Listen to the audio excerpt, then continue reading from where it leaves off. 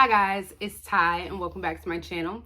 So today I wanted to talk about some of my favorite audiobooks that I have listened to over the last couple of years, and these are also audiobooks that I would recommend to you guys. But before I jump into those, I kind of wanted to give you guys a rundown over my audiobook listening journey. And so before I started my channel, I had never listened to not one audiobook, and I never thought that I ever would, because let me tell you, I have the attention span of a fly. I just cannot retain some of the stuff that I listen to. And so I just never wanted to, or just never thought that I would be interested in any audiobooks. But I had mentioned this in a couple of my videos where ever since I started my channel, I just felt like I always had to be reading constantly in order to have content for you guys. And so one of my friends was like, well, why don't you just try listening to audiobooks? That way you can get through books faster. And so I was like, well, maybe I should. And so I don't quite remember what book I tried on audio first, but whatever one it wasn't bad, and I was able to remember what I listened to. So I was like, maybe my friend was on to something. And so ever since that first book I listened to, I just continuously listened to audiobooks, and it has worked out ever since. Since that time, I also was kind of then struggling with, well, what app do I use to then listen to audiobooks?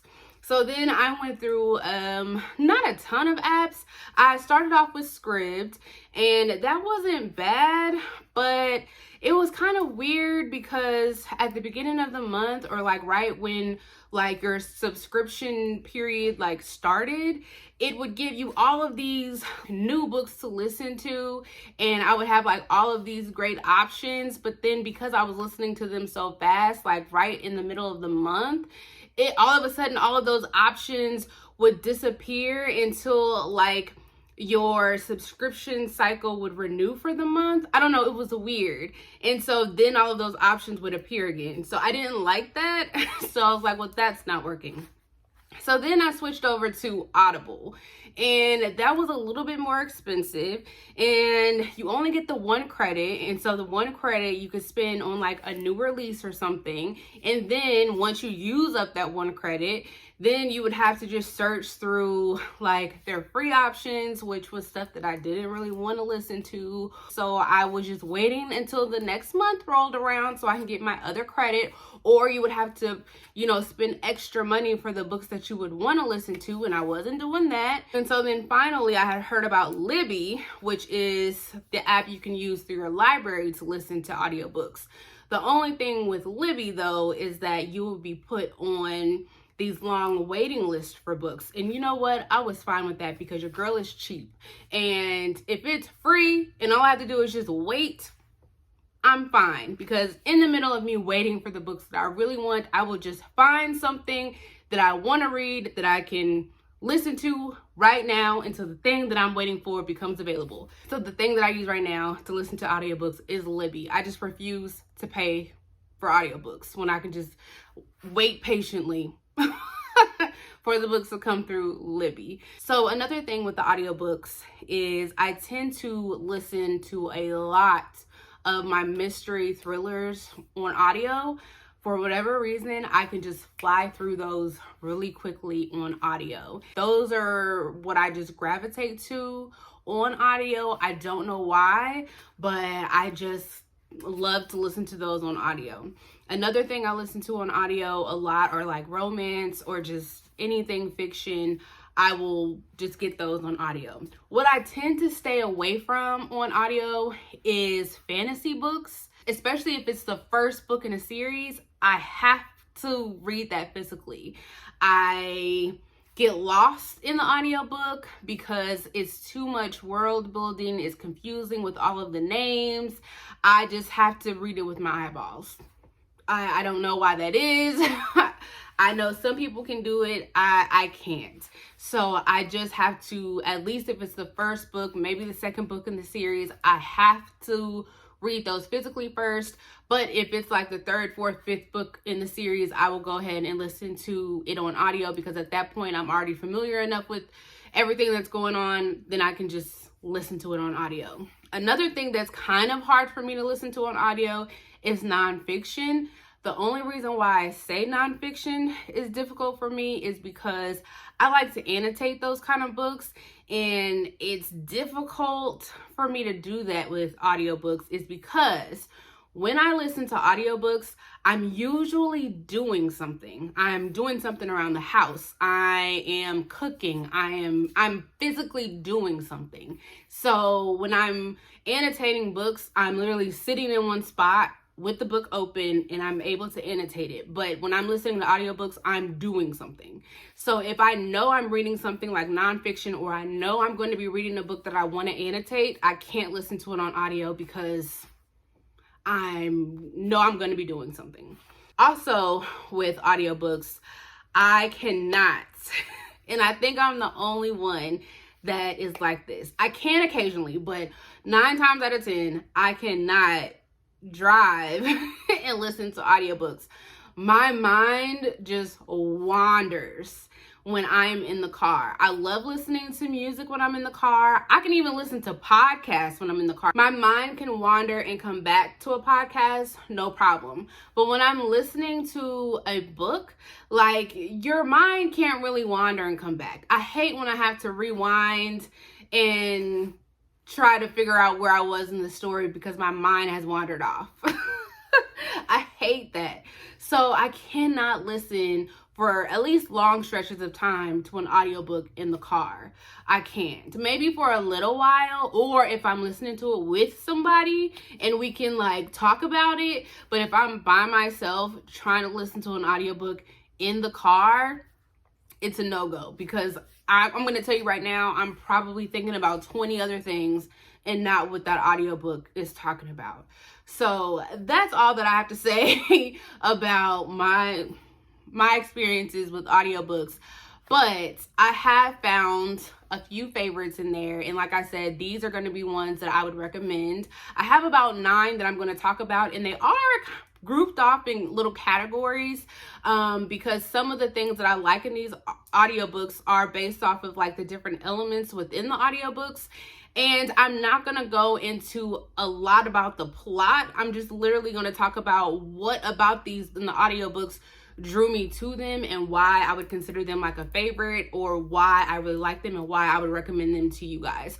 So we are going to go ahead and jump right into that. So before I talk about this first one is like a one-off. It's going to be a standalone. It doesn't really fit into any of the other categories that I have. And all of the books that I'm going to talk about, except for this first one, they're all either a 4 or 5 stars when I listen to them technically. Except for this one, I rated it a 3 stars at the time that I listened to it. But I still thought that the audiobook stood out, and it is what actually made me rate it an extra star. But the overall story, I just thought it was fine. But the audiobook and the book itself, I just thought it was so cool. So with that being said, we're going to start this off with Horror Store by Grady Hendrix. So this is a adult horror novel, and I just thought this whole concept was really cool, and I'm pretty sure a lot of you guys have seen Grady Hendrix' book floating around somewhere. I think a lot of people have picked this one up. This is one of his older books, but this one is just set at a department store with some workers that are trying to figure out who is vandalizing the store. But this book is set up like an IKEA catalog. Just to give you an idea of what it looks like. So you get, at the beginning of the chapter, you get images like this where it kind of describes the picture. And then it has like things like that. I think that's like an employee evaluation. And then it has like other like creepy pictures like this. So you get like images like that throughout the story. But the thing that I thought was really cool is like the chapters like this, where it gives you like an image. It's hard to see this on camera, but like this is an image of like shelving, and then it gives you the description. So when the chapters would start, the narrator would come on and it would play this whimsical music, and they would describe the picture. I just thought that that was a really cool element to the story, especially because this was supposed to be like a horror story. And then you have at the beginning of these chapters this whimsical music with this guy that sounds like a TV announcer, kind of, you know, reading you the description of furniture at the beginning of these chapters. It makes sense when you're reading the story, but it just adds that extra feature to the audiobook. So a lot of people said that when they read this story, they listened to the audiobook while flipping through the actual book. I did not do that. I just actually listened to the audiobook on its own, because I think at the time I was listening to the audiobook, I was listening to it while I was at work, so I didn't actually have the physical copy. So I would say if you pick this one up, listen to the audiobook while flipping through this. I think that that would probably make the experience that much better. But if you are going to pick up Horror Store, I would highly suggest that you pick up the audiobook as well. So then the next two books that I'm going to talk about, I just read those last year, and I did a video that included both of these books. So I'll have that video linked above and below. And the video that I did this for was one of my which one is better. And so the two books that I'm talking about is Daisy Jones and the Six and the final revival of Opal and Nev. So the reason why I am grouping both of these together is because they are written in the same format, which is interview style format. Both of these include a full cast of characters, and so the reason why I enjoyed both of these is because, one, they have the interview style format, and two, because they have the full cast of characters. I enjoy any audiobook that has a full cast of characters, and because of the interview style format, it just makes you feel like you are just there with the characters, and I just like the storytelling of that. Anything that kind of has like that mixed media, I enjoy, whether I'm physically reading it or with the audiobook. I mentioned in that video because these are talking about bands and they're focused on bands. The thing that I really wish that both of these audiobooks did that they did not do, well, I'll mention something about one of these in a second, that I wish that they did was include music. Have like some sort of musical interlude, something, because we are focused on bands. Why is there no music in these? Besides that, I really did enjoy both of these, and I would highly recommend that if you pick up these books, the best way to consume either one of these would be to pick them up on audio. Now, I will say that Daisy Jones and the Six, it did have at the very end of this one, I think it was like an original song. It was an instrumental at the very end. I just, like I said, for both of these, I just wish they would have included some sort of like instrumentals throughout, because they were focused on bands. Like, why don't we have any music throughout? But I still enjoyed it. A quick note on the final revival of Opal and Nev for this one, and this is just something that I had to get used to. I'm not sure how other people feel about it, but I just want to point it out because I did not realize it when I picked this book up, is that there are footnotes in here. And so when I first started reading it and the narrator would jump to the footnotes, it was a little jarring for me because I was like, what is happening? So when I first started listening to this, I did have to grab the book and figure out why it felt like the narrator would all of a sudden like stop in the middle of their sentence and start talking about something else. And that was because they were reading the footnotes. It does not happen a lot, but when it happened the first couple of times, I was so confused.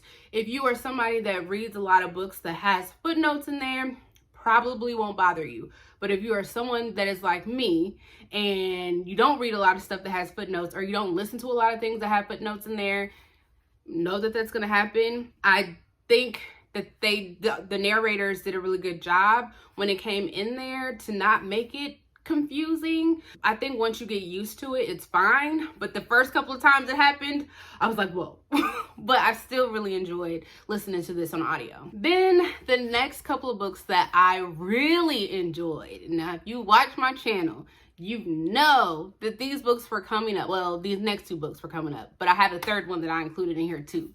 But these next two books, these all have a podcast element to them. And I love audiobooks that actually include the podcast element in the audiobook. So the first two books that I'm going to mention are books 2 and 3 in the A Good Girl's Guide to Murder series. So we have Good Girl, Bad Blood, and then As Good as Dead by Holly Jackson. This is a young adult mystery thriller. I freaking love this series. I have mentioned that several times that I love this, but like I said, this has a podcast element, and the podcast shows up in book 2. Real brief, we have the podcast because the main character, Pip, from the first book, she starts the podcast to talk about the case that she solved in the first book, and she's talking about it in the book 2, but then she ends up having to solve another case that she is talking about in the podcast. So that's why we have a podcast element. So, but there's also other mixed media that shows up in this book, also shows up in this book. So I think if you are going to pick up this series, you really should pick this up on audio.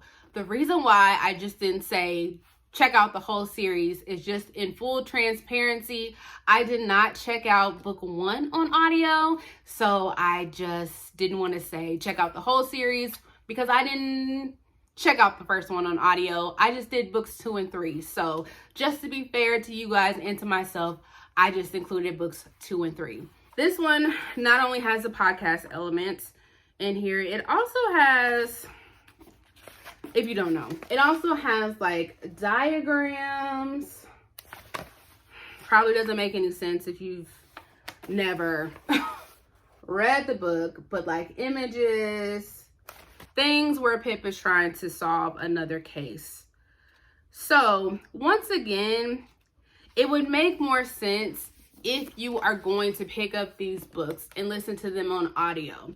It would probably make more sense to listen to the audio while flipping through the physical book as well. Again, I did not do that. I was listening to these on audio while I was also at work, so I probably would have had a better reading experience had I done both, but I still enjoyed them just straight listening to them on audio, but I still had a good experience just listening to them on audio. I would highly recommend this series. This is one of my favorite young adult mystery thriller series, and I don't read a lot of young adult mystery thrillers, but this is a series I would highly recommend. Definitely would highly recommend it on audio. So then the next one that had a podcast element is The Night Swim by Megan Golden. This is an adult mystery thriller, and there's not really much to say about this one besides it has the podcast element, but I really enjoyed the podcast element because it was actually included and it actually sounded like a podcast, and it wasn't just like little snippets of a podcast. It was like long sections in here of a podcast. I think it was like full chapters where it was an actual podcast. It sounded like a podcast. I really enjoyed that. I think her podcast was called like Guilty or Not Guilty. It was an actual part of the story and I really enjoyed it. That was like one of my favorite parts about this story. So if you are going to pick this one up, it would serve you well to pick this up on audio. I think it would add to the overall reading experience. This is not one where you need to have the book and listen to the audio. You can straight up listen to the audio, but if you pick this one up, definitely have the audiobook. You will not regret it. So these last 3 books that I'm going to talk about, I just enjoyed them because of the narration. There's nothing special about like the books themselves. There's nothing that is, you know, over the top about the audiobooks. These were just great narrations in my opinion. So I just wanted to go ahead and mention these because I think if you were going to pick these up, I would say pick these up on audio. So the first one that I have here is Where the Drowned Girls Go by Shauna McGuire. This is just a random one that I picked up, but I think this was book 7 in the Wayward Children series. I did not start listening to these on audio until book 4. Sorry, I just had to look because I have them right here. But like I said, I just randomly picked this one off my shelf, and I told myself ever since I started listening to the audios, I refuse to read these physically. I would just listen to these on audio because I love the narration. I love how they just do like the voices of the children in these stories. This is an adult like portal fantasy where in each of the books, children are being transported to different worlds for one reason or another. But I just love the narration, and I just think it just adds to the story. And like I said, ever since I started listening to these on audio, I just refuse to read them physically. So I think if you're going to pick these up, I would suggest listening to these on audio. I really enjoyed the ones specifically like this one because when all the kids get together, I think, I could be wrong, but I'm going off of memory here. I think this is like a full cast where each of the kids, if it's not a full cast, the narrator does a good job with the different characters. If you guys pick up any of these books, I suggest audio. So then the next one that I have is Ring Shout by P. Djeli Clark. This was one of the ones that I read a little while ago, so my memory is like really fuzzy. But the audio for this one, amazing. So this one is a adult historical horror fantasy. It's a mixture of genres there, and it has to do with these Ku Kluxes, but they're also like demons. So what I remember from the narration of this is like the voices for like the Ku Kluxes, I think, and like the demons. And listen, you have to listen to this on audio. Now, I have heard like a couple of people say that they didn't like the audiobook narration for this. I thought the audio was freaking fantastic. And if anybody asked me how they should read this, audiobook. Listening to the audiobook was just I was able to picture what these Ku Klux demons look like, and then I was just the imagery for it. I don't think that you would be able to get it just from reading it. You have to listen to it. You can definitely just listen to the audio, I think, for this one. But if you pick this one up, I definitely say audio is the best way to go, just to listen to those demons. But yeah, audiobook was phenomenal for this book. And then the last one that I have here is The Hacienda by Isabel Ciennes. And I might be a little biased for this one just because I love this book so much. But I thought the audiobook was fantastic for this one. This is an adult horror. It's kind of like a haunted mansion, but it's a haunted hacienda. And this woman stays at this hacienda with her husband, and it's haunted. That's all I have to say for that. So I just think the audiobook added to the story, and it was really creepy, and like the narration again for this one just added to the overall story. And like one of the characters' names, I think it's the sister, her name is Juana. And like every time the narrator would say the sister's name, she was just like, Juana, Juana. Now, she did it way better than I just did it, but it was so creepy. Like, you have to listen to this on audio. Some people didn't like this book. I enjoyed it. I ate this one up. It could have been the mood that I was in at the time that I listened to this. I don't know. But I freaking love this. If you're gonna pick this up and you have not picked this up yet, pick this up on audio. Listen to it in the fall time, in the dark.